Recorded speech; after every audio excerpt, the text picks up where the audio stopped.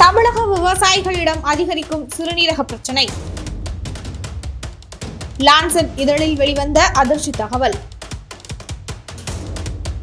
வெயிலில் பணியாற்றுவது காரணமாக இருக்கலாம் என தகவல்.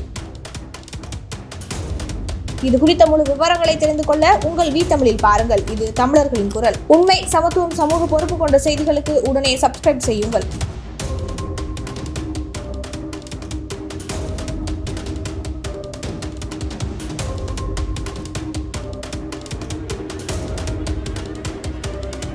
தமிழகத்தில் 5.13% விவசாயிகளுக்கு சிறுநீரக செயல்திறன் பாதிக்கப்பட்டிருப்பதாக லான்செட் இதழில் ஆய்வறிக்கை வெளியிடப்பட்டுள்ளது. இதில் 50%க்கும் மேற்பட்டோருக்கு இணை நோய்கள் எதுவும் இல்லை என்றும் நேரடி வெயிலில் பணியாற்றுவதால் சிறுநீரக பாதிக்கப்பட்டிருக்கலாம் என்றும் அந்த அறிக்கையில் குறிப்பிடப்பட்டுள்ளது. கடந்த 2023ஆம் ஆண்டு ஆகஸ்ட் செப்டம்பர் காலகட்டத்தில் சென்னை மருத்துவக் கல்லூரியின் சிறுநீரகவியல் துறை சார்பில் விவசாயிகளிடையே கள ஆய்வு ஒன்று நடத்தப்பட்டது. மொத்தம் 125 கிராமங்களை சேர்ந்த 3350 விவசாய கூலிகளின் சிறுநீரக செயல்திறன் குறித்து ஆய்வு செய்யப்பட்டது. மாநில உறுப்பு மாற்று ஆணைய செயலர் டாக்டர் என் கோபாலகிருஷ்ணன் தலைமையிலான குழுவினர் இந்த ஆய்வை முன்னெடுத்தனர். இதில் 17%க்கும் மேற்பட்டோர் சிறுநீரக பாதிப்பு இருந்தது தெரியவந்தது. இதைத் தொடர்ந்து மீண்டும் 3 மாதங்களுக்கு பிறகு மறுபரிசோதனை நடத்தியதில் இந்த விகிதம் 5.31% குறைந்தது. இவர்களில் 50% பேருக்கு சர்க்கரை நோய், உயர் ரத்த அழுத்தம், இதய பாதிப்பு, மரபணு பாதிப்பு என எந்தவித இணை நோய்களும் இல்லை. நேரடி வெயிலில் பணியாற்றுவதால் அவர்களுக்கு சிறுநீரக செயல்திறன் பாதித்திருக்கலாம்